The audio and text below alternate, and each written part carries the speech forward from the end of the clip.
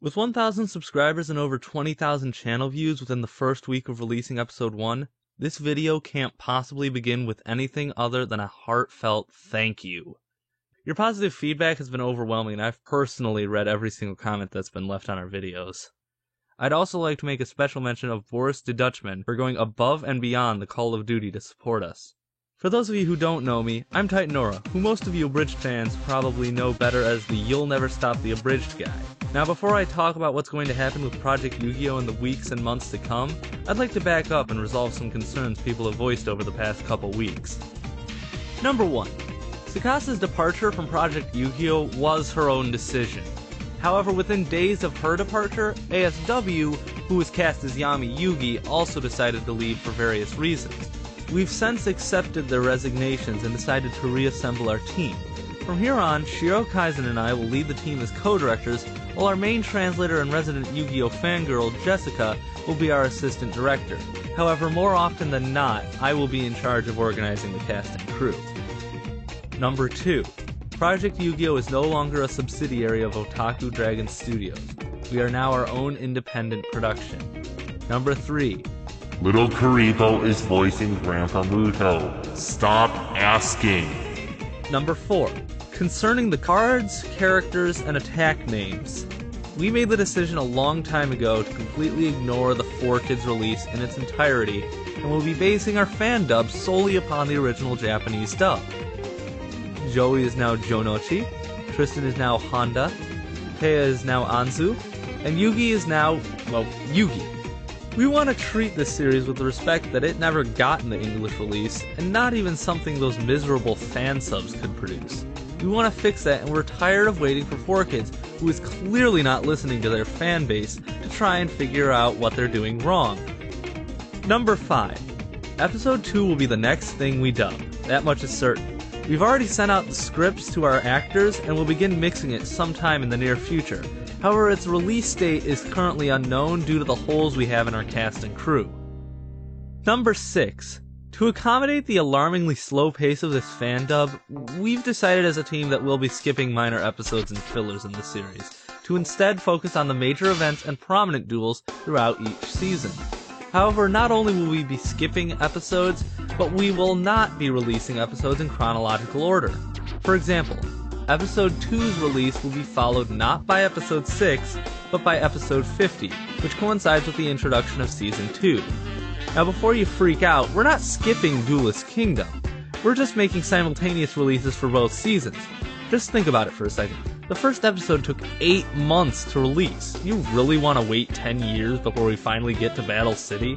Not to say every release will take 8 months to produce. In fact, episode 2 will probably only take about 2 months considering my summer break begins next week. But these episodes are substantially large productions in and of themselves.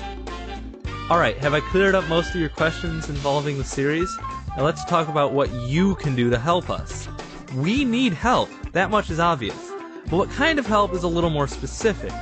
First off, we need one and only one additional translator who must be fluent in both English and Japanese, like our main translator Jess. She'll be the one to administer the test. You don't necessarily have to be a scriptwriter, but that would be helpful. We also desperately need audio mixers who are capable of professional quality work, or at least close to it. You must submit an example of your work, whether it be your own fan dub, parody dub, or original animation, as long as it includes the following: voiceover work, background music, and sound effects. However, you may not submit a music video. Music videos are fine and dandy, but that demonstrates the exact opposite of what we're looking for. As an audio mixer, you have to be able to apply audio to the video without having to adjust the video to fit it, therefore retaining the integrity of the original footage. Lastly, we need more video editors. I'm currently the only working editor on the crew, and I'm simply not capable of doing the editing for every single episode myself without slowing down production significantly. Once again, you must submit an example of your work to prove your ability as an editor. However, just as with mixing, music videos will not be accepted. When I say video editing, I'm not talking about snipping apart the video and reorganizing it. Nor does it mean spamming Windows Movie Maker effects. A video editor's job requires actual footage manipulation in which on-screen Japanese kanji will be converted into its English equivalent. To To give you an example, here's a scene from episode 1 that shows you what we're looking for as a minimum skill requirement. Pretty simple for the people who knows what needs to be done. As an example of the recommended skill level, here's a sneak peek at episode 2.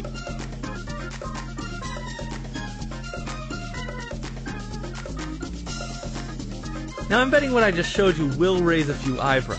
However, before anybody starts freaking out, go ahead and have a glimpse at the original scene.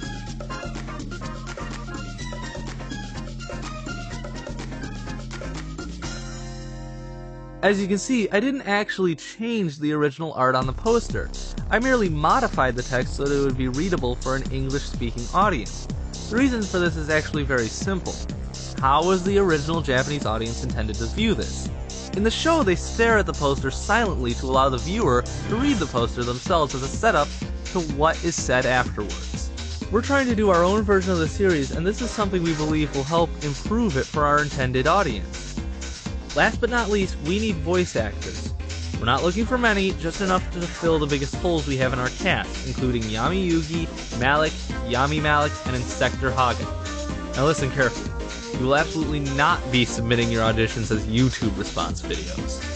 What you instead need to do is follow the link in the More Info panel that leads to the Project Yu-Gi-Oh! Audition thread on the Voice Acting Alliance forums, and read the rules concerning each role being cast.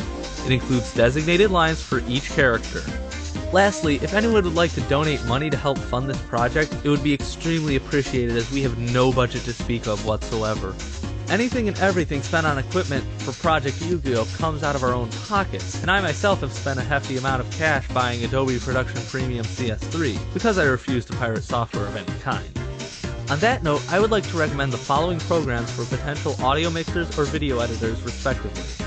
I would also like to point out that though I recommend these highly advanced audio and video editing programs, I can't condone piracy. Firstly, if you've never used these programs in the first place, don't bother getting them now expecting to be able to learn them within the next couple of weeks. They take months of constant practice just to learn, and years to ever fully master. Secondly, if you've already pirated them, there's nothing I can do about that, but I hope you feel deep, deep shame. As for Sony, well, they don't make any of their products normally affordable. And I want a PS3. Screw them.